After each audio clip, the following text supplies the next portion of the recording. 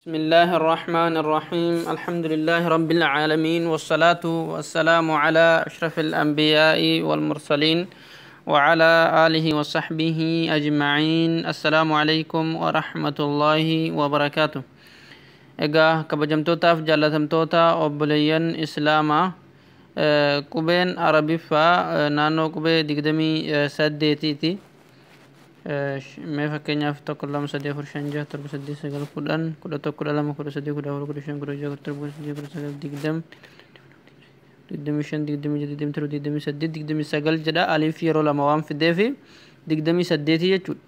egaa 28 nan keessa hanga ammaatti 14 kan baranne warra akka carraatee hanga ammaatti barate yoo jiraateef inni akka lakkoofsa tokko kuni alif jenne kalammaffaa baadha jenne ka ammoo diimaan irra gee kun jechuudha kinoo tuqaa gubbaa lama qabu taadha. ka itti aanu kun immoo thaa, ka itti aanu jiimi, ka itti aanu haa, ka itti aanu khaa, kan itti aanu daal, kan itti aanu zaal, kan itti aanu raa, kan itti aanu zaay yookiin zayni jettanii namni gariini zaay jedhama. inni itti aanu siin, shiin, saadii fi daad jechuudha. kan nuti baranne ilaa ammaa qubee 14 jechuudha. maaliif jennaan torbaaf qubee 14 immoo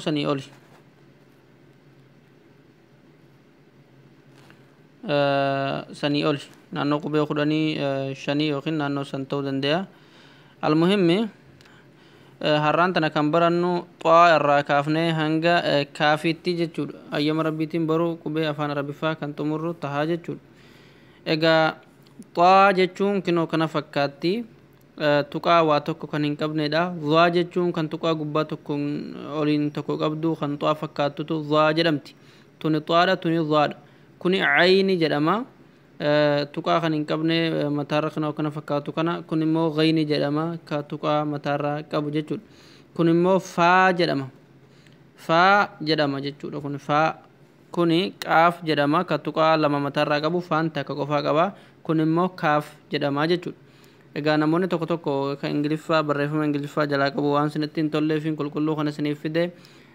egaa mee irra deebinee hanga kaafitti tokkorraa haalaallu achiin booda inshaallah boruu kan xumurru ta'a waan ta'eef aliif, baa, taa, saa, jiim, haa, khaa, daal, zaal, raa, zaay, siin, shiin, saad, daad, xaa, dhaa, عين، غين، فاء، قاف، كاف. sirriitti qabadhaa hanga kana inshaallah. asumattiin sinirraa dhaabaa barattoota madrasaa bilaal kan dhiiraa shamaraa asumarratti sinirraa dhaabaa gama yuutuubii hordofaa subscribe godhaa sinin jedha. sallallahu alaa ashrafil khalqi nabiyyina muhammad wa ala alihi wa sahbihi ajma'in. assalaamu alaykum wa rahmatullahi wa barakatuh.